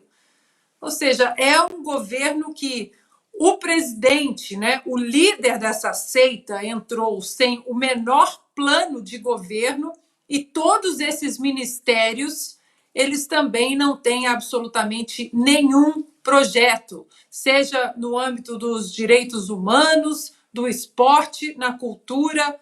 O projeto desse governo e seus 37 penduricários é continuar mamando no dinheiro do pagador de impostos e falando bobagens como essa. E aí, Constantino, vale lembrar que o deputado André Janones, né, que usou a tragédia em Blumenau para criticar Jair Bolsonaro, foi coordenador digital da campanha de Lula, né? Não vale nada esse sujeito, né? É um desqualificado, e a gente perder tempo falando dele já é uma tristeza, mas temos que fazê-lo, porque mostra em que buraco que o Brasil se enfiou ao lacrar 13 na urna. Eu vou dar nome aos bois aqui também, já que a gente elogiou várias vezes a repórter que fez a pergunta óbvia e necessária para o ministro Flávio Dino, né, e o Janones, já que é um inquérito de fake news, vamos aqui condenar também quem passa pano e quem usa esse mesmo discurso mequetrefe e abjeto de trazer Bolsonaro para a discussão de um monstro que pegou uma machadinha e matou crianças, né, do nada. Ótávio Guedes, na Globo News, respeitada Globo News, Ótávio Guedes falou que o problema é um caldo cultural do ódio da extrema-direita. Quer dizer, essa turma fica colocando tudo na culpa do Bolsonaro. É abjeto. Agora, tirando a podridão toda, que é quase tudo, a gente tem que olhar para a essência. O que ficou ali? O que interessa na fala podre e abjeta do Janones? Que eles querem criminalizar a direita. Os comunistas estão com um projeto no Brasil de criminalizar a existência da direita. Agora, se um maluco monstruoso pega um machado e mata crianças, isso é prova de que precisa ter censura nas redes sociais, e alguém como eu, que sou um conservador, alguém de direita, que enxergou virtudes no governo Bolsonaro e é antipetista até o último fio de cabelo desde que me entendo por gente, alguém como eu tem que ser banido. O problema do Brasil sou eu. Então, é isso que fica da essência. A gente tem que espremer, né, o pus e ver o que está ali realmente sendo dito. Os comunistas querem calar, interditar, prender, censurar e impedir a direita de existir no Brasil. E qualquer pretexto vale para isso. Agora, 19h03, o assunto é STF. Lula concedeu nesta quinta-feira a aposentadoria a Ricardo Lewandowski. O ministro do STF vai deixar a corte em 11 de abril. Indicado por Lula em 2006, ele foi responsável pelo fatiamento da votação do impeachment de Dilma Rousseff, que livrou a ex-presidente de perder os direitos políticos. Lula já admitiu que pode presentear seu advogado, Cristiano Zanin, para a vaga que será aberta pela aposentadoria de Lewandowski. Em entrevista à Band News no mês passado, o presidente disse que Zanin cresceu de forma, abre aspas, extraordinária. Hoje, se eu indicasse o Zanin, todo mundo compreenderia que ele merecia ser indicado. Sim, tecnicamente. Sabe, tecnicamente ele, cresceu de forma extraordinária, é meu amigo, é meu companheiro. Sabe como outros são meus companheiros? Lula disse ainda que nunca influenciou as decisões da corte. Eu tenho orgulho, Reinaldo, eu nunca pedi nenhum favor a nenhum ministro. Nunca, nunca, nunca. ele não for indicado para me fazer favor, ele não for indicado para me proteger. O Silvio é um festival de contradições, né? Ele disse que tecnicamente cresceu de forma extraordinária, mas que é amigo e companheiro. Mas nunca pede favor. Sem pedir favor, né? Aí eu me lembro, por exemplo, do Vadi Damus, que foi colocado lá como um dos adjuntos, né, subordinados ao Flávio Dino recentemente. Era deputado no Rio de Janeiro e agora é secretário de Justiça para Direito do Consumidor. Foi presidente da OAB, foi colocado. E numa entrevista recente, até ele disse o seguinte, não foi para isso que a gente colocou eles lá. Pode procurar essa aspa nas redes sociais, na internet, vocês vão encontrar. Se referia aos ministros do Supremo. Por quê? Porque na época ele militava para que o Lula não fosse condenado, não ficasse preso, né? Não foi para isso que a gente colocou eles lá. Olha, Ricardo Lewandowski chegou em março de 2006 ao Supremo Tribunal Federal. O Augusto conta várias vezes a forma como ele chegou lá. E eu acho que a gente não se deve cansar, né? Não nos devemos nos cansar, né, Augusto, de lembrar como e por que ele chegou lá, egresso de São Bernardo do Campo, no ABC Paulista. Prestou uma série de favores, sim, você bem lembrou aqui. Quando teve o impeachment, quando ocorreu o impeachment em 2016 da Dilma Rousseff, ele era o presidente do Supremo. Então ele teve de dividir a cadeira naquela sessão com o Renan Calheiros, outro amigo, companheiro. E eles não conseguiriam impedir aquele impeachment, não tinha como. Né? O Brasil já havia decidido, as ruas já haviam decidido pela saída da Dilma Rousseff, então eles decidiram permitir que ela não ficasse inelegível. Depois ela não conseguiu se eleger senadora, ficou em terceiro lugar em Minas Gerais, o que deu origem ao senhor Rodrigo Pacheco. Mas para não perder o fio, não foi o único serviço prestado, ele foi o revisor da Ação Penal 470, no julgamento do Mensalão, que começou em 2012. Foi colocado naquela função para tentar atenuar as penas impostas aos mensaleiros, a maioria do PT, José Dirceu, José Genuíno e grande elenco. Por quê? Porque o Joaquim Barbosa tinha pesado a caneta, imposto prisões, condenações, multas. Então ele foi revisar, passar um pano nas condenações do Mensalão. Também não para por aí. Qualquer pesquisa recente vai mostrar que ele livrou o Renan Calheiros de acusações. Renan tinha mais de uma dezena de processos correndo. Hoje não deve mais nada à justiça, diria aí um apresentador de televisão, como disse ao Lula. Também não para por aí. Recentemente, de saída, Ricardo Lewandowski desfigurou a lei das estatais, um legado da Lava Jato que protegia empresas e bancos públicos da pilhagem e dos interesses político-partidários. Foi batizado de Projeto Aloysio Mercadante, todo mundo se lembra, por causa do BNDES. Mas envolve 600 cargos que estão sendo aí distribuídos, né, numa espécie de mensalão, novo mensalão.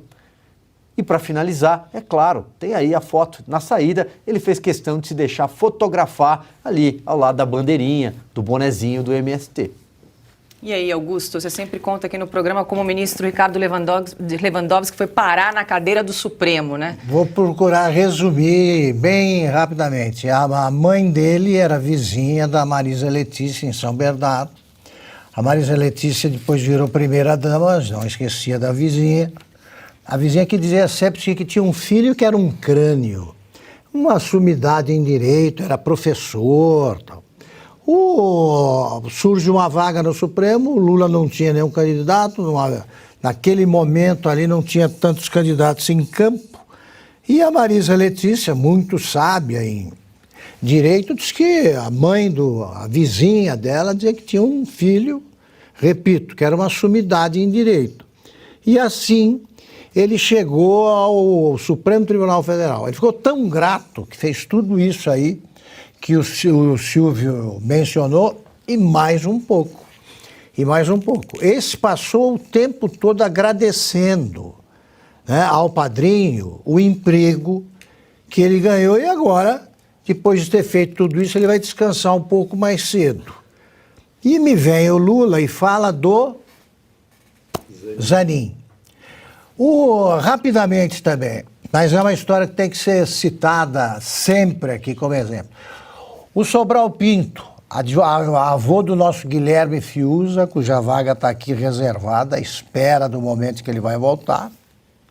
Sobral Pinto apoiou uma ideia a favor do presidente eleito Juscelino Kubitschek, em 55, era o seguinte: depois de eleito, do Juscelino eleito, a oposição começou a dizer que precisava de maioria absoluta de votos. Tremendo casuísmo. Aí o Sobral Pinto foi um dos que declararam: isso é um absurdo, é inconstitucional. Pouco depois, já presidente, o Juscelino o convidou para uma vaga no Supremo. Ele falou: não, presidente, porque vão achar que o senhor está agradecendo aí o meu apoio e eu não gosto de misturar as coisas. Segundo a tese de doutorado do ministro Alexandre de Moraes, nenhum presidente tem o direito de nomear alguém por agradecimento. E o Lula está agradecendo aí a liberdade, né, que ele obteve com a ajuda do ministro que faz do advogado que faz o Gilmar Mendes chorar. É um absurdo, porque ele passou o processo inteiro mentindo. E vai passar, se consegue uma vaga no Supremo, vai passar o resto da vida agradecendo e votando a favor do que o seu padrinho gostaria que fosse aprovado, como fez o Lewandowski. Bom, agora o assunto é economia. Durante encontro com jornalistas nesta quinta-feira, Lula criticou Roberto Campos Neto, presidente do Banco Central, e questionou a meta de inflação do país. Eu não sei se foi para algum de vocês que eu vi uma frase esses dias, que eu não sei se foi dita pelo presidente do Banco Central, de que para atingir a meta de 3% precisaria ter juro de 20%. Ora, eu não sei se foi verdade, se ele disse isso, mas é no mínimo, uma coisa não razoável de ser dita. Porque se a meta está errada, muda-se a meta. O que não é compreensível é imaginar que o empresário vai tomar dinheiro emprestado a essa taxa de juros. Esse vídeo se assemelha a uma personagem que a gente conhece bastante aqui no programa, né? E nós não vamos colocar uma meta, nós vamos deixar uma meta aberta. Quando a gente atingir a meta, nós dobramos a meta. Quando a gente atingir a meta, nós dobramos a meta. E aí, Constantino, Lula dilmou, quer dizer que se a meta está errada é só corrigir, né? Simples. Eu sempre faço isso na minha vida, mantenho a meta aberta e quando chego, dobro. É impressionante, eu não gosto nem que a gente use essa expressão de que o presidente dilmou, porque Dilma é Lula, Lula é Dilma. Quem disse isso foi a campanha da Dilma, com o aval do Lula. Eu não gosto muito de separar. A desgraça que o Brasil viveu dos anos do PT foram plantadas e semeadas na Dilma, mas plantadas no governo Lula. E era o mesmo ministro da Economia, era o Guido Mantega. Então, o Lula sempre foi o Dilma. Essa que é a verdade. E agora está apelando apenas para a mesma retórica, digamos assim, né? Agora, em relação à questão dos juros, do Banco Central, a tática do PT é muito manjada, é demagogia pura. É aquele que olha para a febre no termômetro e diz: quebre o termômetro. E aí está resolvido o problema, em vez de entender como é que chegou na doença.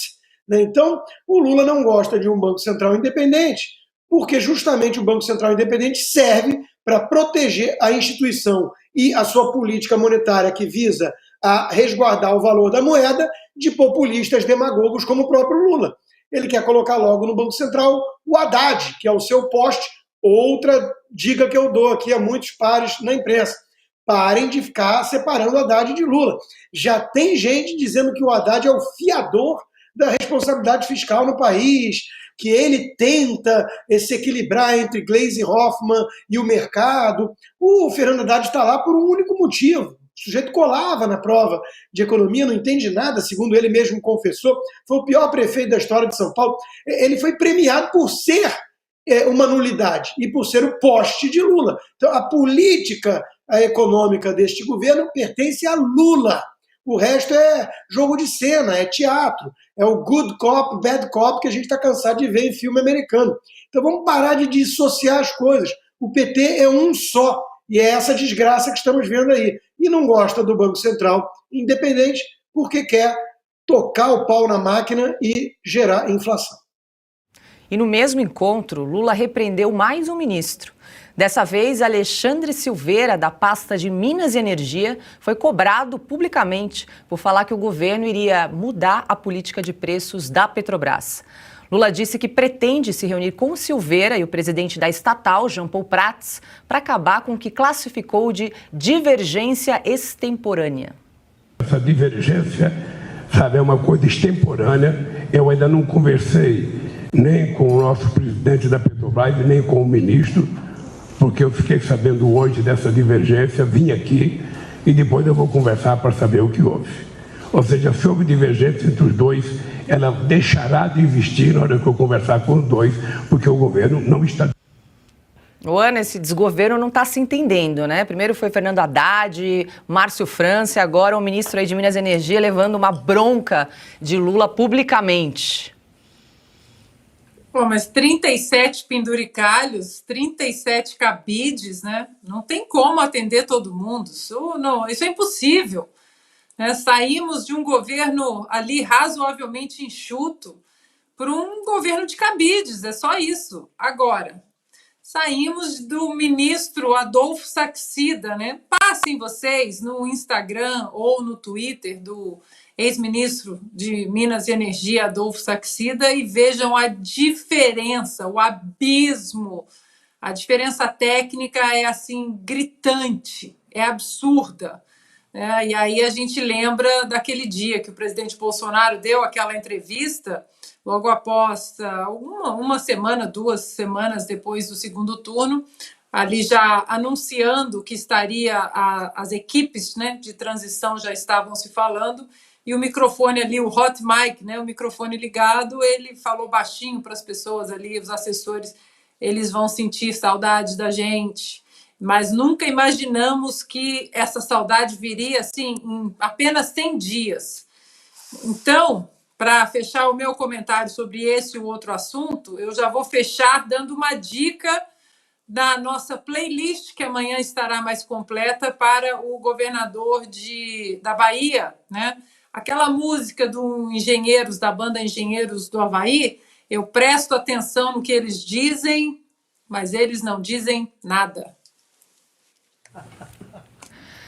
Bom, e Lula disse ainda nesse mesmo encontro ter recebido orientação da equipe de comunicação para não mais falar o nome de Jair Bolsonaro e de Sérgio Moro.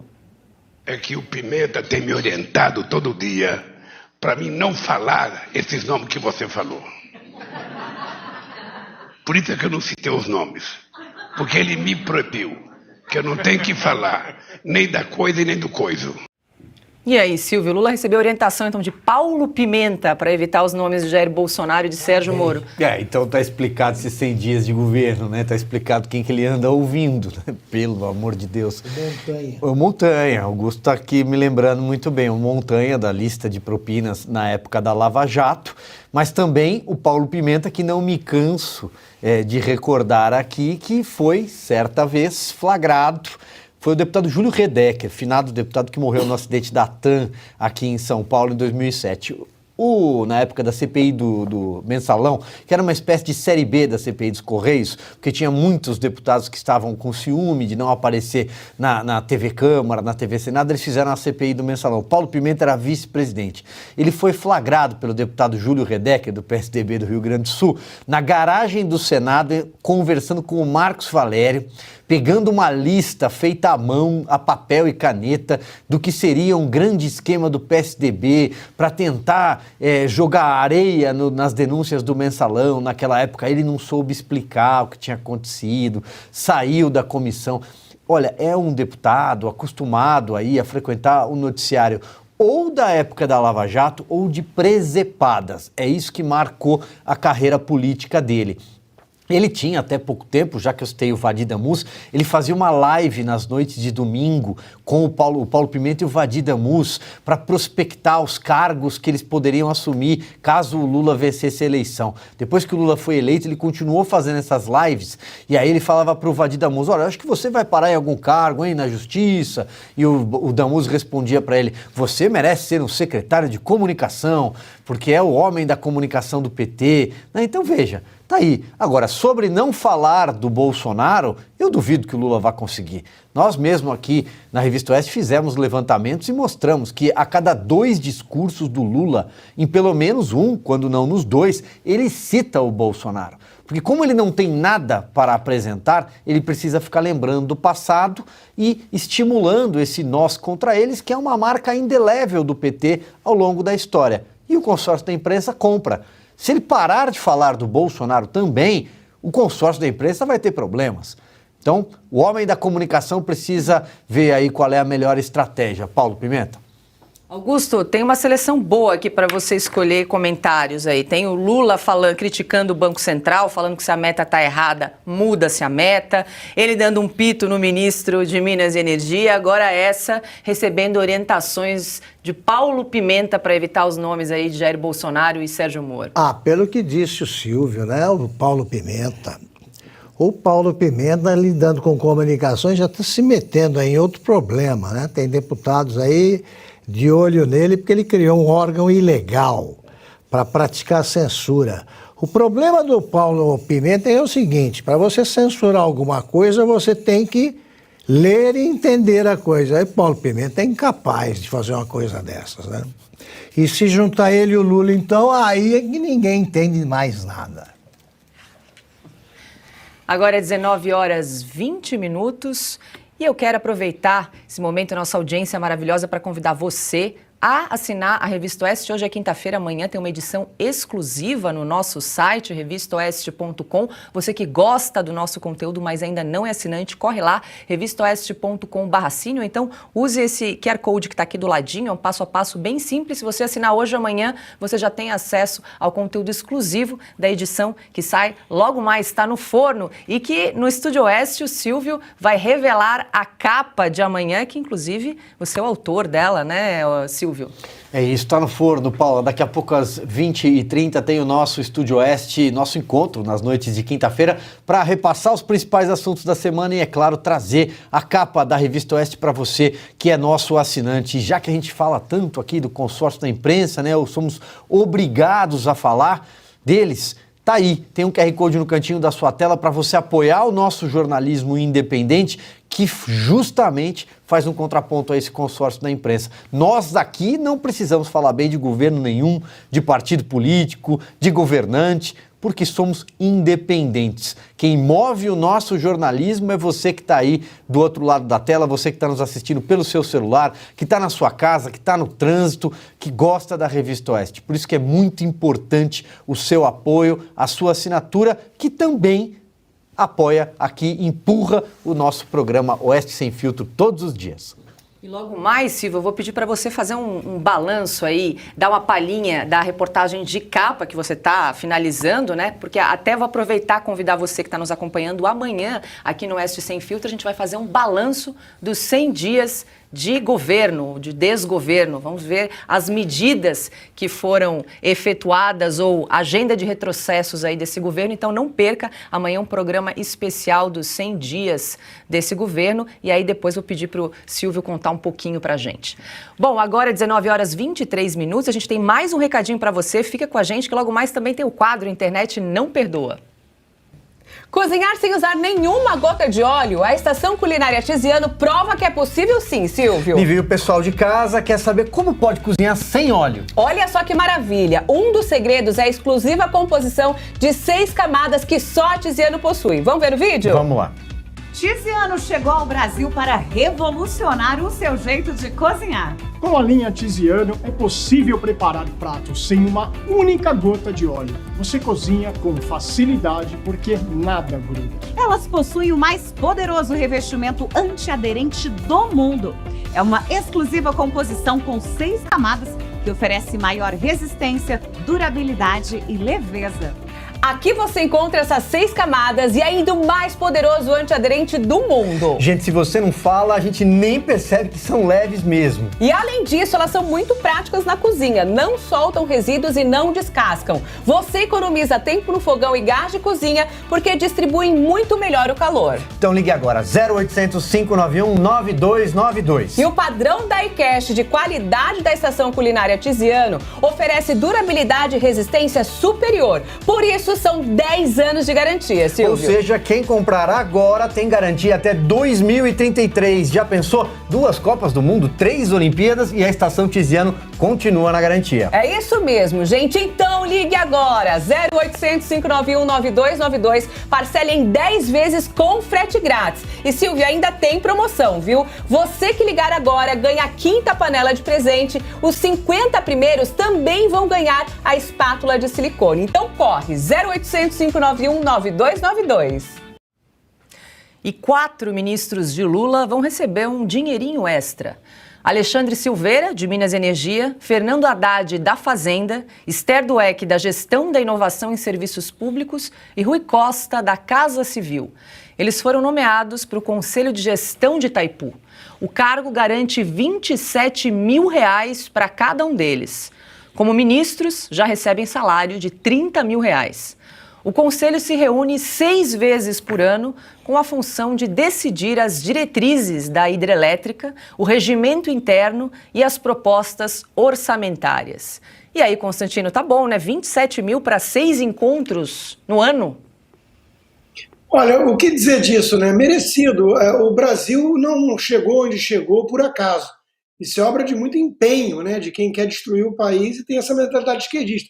É justo que eles recebam por isso. Agora, falando um pouco mais sério, eu tenho dito desde o início que o PT não tem um projeto de nação, tem um projeto de poder.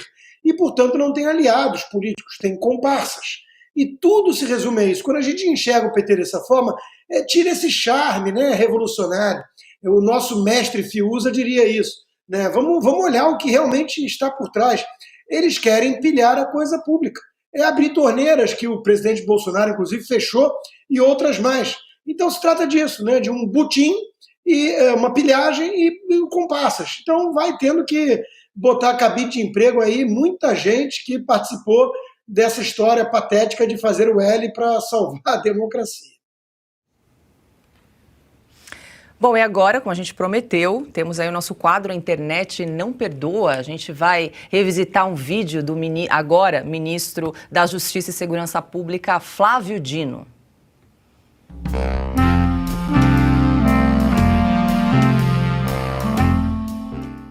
No dia 1º de janeiro de 2015, lá da sacada do Palácio dos Leões, o senhor proclamou a República do Maranhão.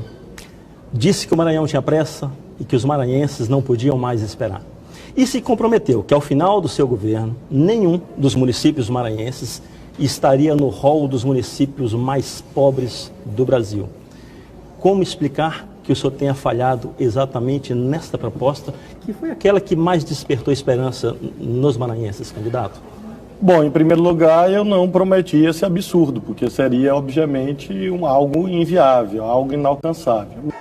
Nós estamos instituindo hoje o plano Mais IDH e por intermédio desse plano nós vamos adotar ações nas 30 cidades que têm o pior IDH do Maranhão, do Brasil, porque o que nós queremos é que ao fim do governo não tenha nenhuma cidade maranhense no rol das 100 piores do Brasil. O senhor novamente elenca 65 propostas e o combate à pobreza extrema está entre essas propostas.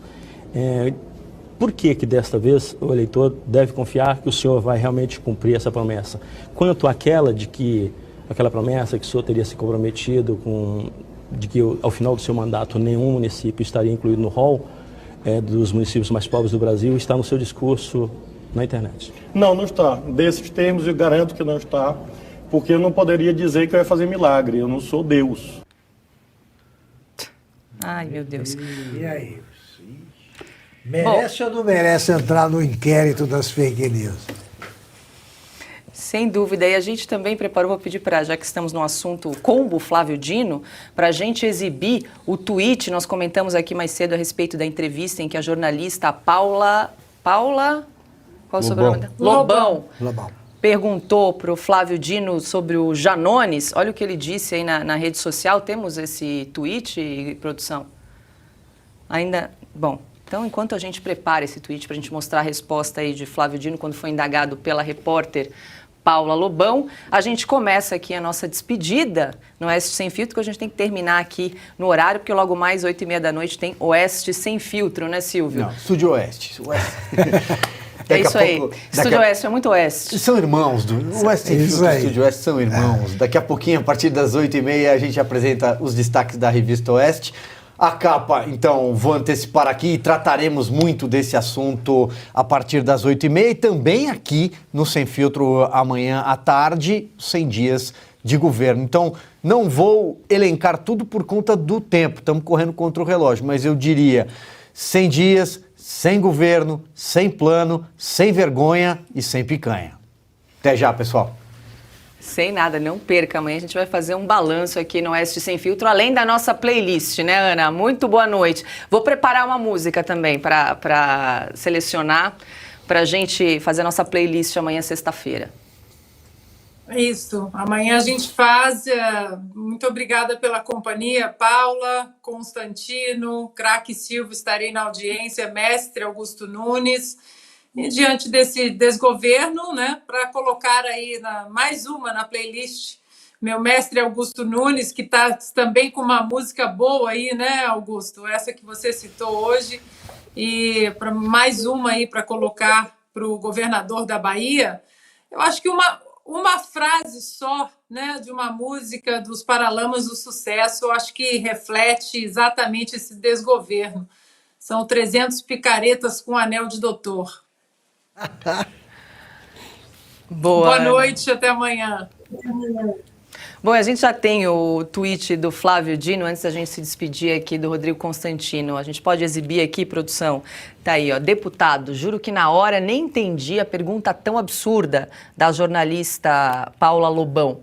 Aí depois soube que a ideia de eu lhe processar, do André Janones, né, sabe Deus o motivo, era oriunda de um desses órgãos da extrema-direita. Realmente não cansam de propagar ódio. Espero que mudem de verdade. E aí o André Janones responde ali, né, será que todo gado é masoquista? Não cansam de apanhar do Flávio Dino? Palmas para Paulo Lobão, né, repórter independente. Não, e outra coisa, chamar a Jovem Pan de emissora de extrema-direita, tem um monte de petista lá, agora contrataram mais uma tucana. Né? Nós não estamos lá. Mas é engraçado isso, né? Mas o absurdo dessa troca, né, é que um ministro da Justiça não consegue aguentar uma pergunta. Né? Então ele vai lá e desqualifica a repórter, a emissora, e isso é a mentalidade comunista. E esse pessoal da imprensa dizia que era o Bolsonaro que representava uma ameaça à liberdade de imprensa. É tudo invertido quando se trata de comunista, porque eles atacam os outros diante de um espelho. Muito obrigado a todos, é sempre uma grande honra participar desse timaço, dessa bancada aqui, agora com vocês toda quinta-feira, muito orgulhoso de fazer parte da Oeste Sem Filtro às quintas-feiras. Boa noite a todos e até semana que vem. Manda a música, Constantino. Manda. Amanhã você não está aqui com a gente. Manda uma sugestão que a gente inclui. Uma sugestão. Como eu estou nos Estados Unidos, eu estou vendo vocês darem muita dica de música brasileira, mas eu vou aqui com Queen, The Show Must Go On. Né? Essa é a marca registrada dessa turma. Né? Eles precisam continuar com esse showzinho patético. Augusto Nunes, muito boa noite. Você que ontem brilhou no Oestecast, segunda parte, né? Segunda parte. Espero que vocês vejam. E obrigado a Ana, minha querida parceira aí, pelo toque. Boa noite. Dei muita risada, mestre. Boa noite, Paula, Silvio. Precisamos de pressa hoje. Constantino, muito bem-vindo. Muito bem-vindo. É um prazer estar com você. Tá, e boa noite a vocês que nos acompanharam até aqui. E para você que ficou conosco, não esqueça de deixar o seu like, o seu comentário aqui no nosso canal. E mais uma vez, se você gosta do nosso conteúdo, assine a Revista Oeste. É a sua assinatura que move o nosso jornalismo independente. Uma boa noite e a gente te espera aqui amanhã a partir das 5h45 da tarde. Tem especial de 100 dias do governo. Conheça uma novidade que já mudou a vida de muitas pessoas que sofriam com dores e não conseguiam fazer nem as tarefas simples do dia a dia. Você precisa conhecer o Ora Pronobis Premium da Vitae Gold. O Ora Pronobis ajuda a eliminar todas as dores que te incomodam o dia todo, como dor no joelho, coluna, e ajuda a combater até mesmo a artrite, artrose, fibromialgia e outras dores pelo corpo, seja por inflamação ou desgaste. Ligue agora mesmo no 0800 291 0041. Adquira seu Ora Pronobis Premium da Vitae Gold e volte a ter uma vida sem dores. Antes de conhecer o produto Ora Pronobis da Vitae Gold, eu sentia fortes dores no ombro, atrás do joelho, que me incomodava, meu joelho inchava um pouco atrás. Tinha muitas dificuldades no meu próprio trabalho, porque através de movimentos repetitivos, as dores eram contínuas, né? Sem contar do cansaço. Eu recomendo o uso do Ora Pronobis da Vitae Gold, porque para mim deu resultado. É muito bom, é um produto assim excelente e eu confio. Ligue agora mesmo no 0800 291 0041 e aproveite nossa super promoção. As 100 primeiras pessoas que ligarem ganham 70% de desconto e um colágeno C2 de brinde. Ligue agora mesmo e tenha uma vida muito melhor com o Ora Pronobis Premium da Vitae Gold. Conheça uma novidade que já mudou a vida de muitas pessoas que sofriam com dores e não conseguiam fazer nem as tarefas simples do dia a dia. Você precisa conhecer o Ora Pronobis Premium da Vitae Gold. O Ora Pronobis ajuda a eliminar todas as dores que te incomodam o dia todo, como dor no joelho, coluna, e ajuda a combater até mesmo a artrite, artrose, fibromialgia e outras dores pelo corpo, seja por inflamação ou desgaste. Ligue agora mesmo no 0800 291 0041. Adquira seu Ora Pronobis Premium da Vitae Gold e volte a ter uma vida sem dores. Antes de conhecer o produto Ora Pronobis da Vitae Gold, eu sentia fortes dores no ombro, atrás do joelho, que me incomodava, meu joelho inchava um pouco atrás. Tinha muitas dificuldades no meu próprio trabalho, porque através de movimentos repetitivos, as dores eram contínuas, né?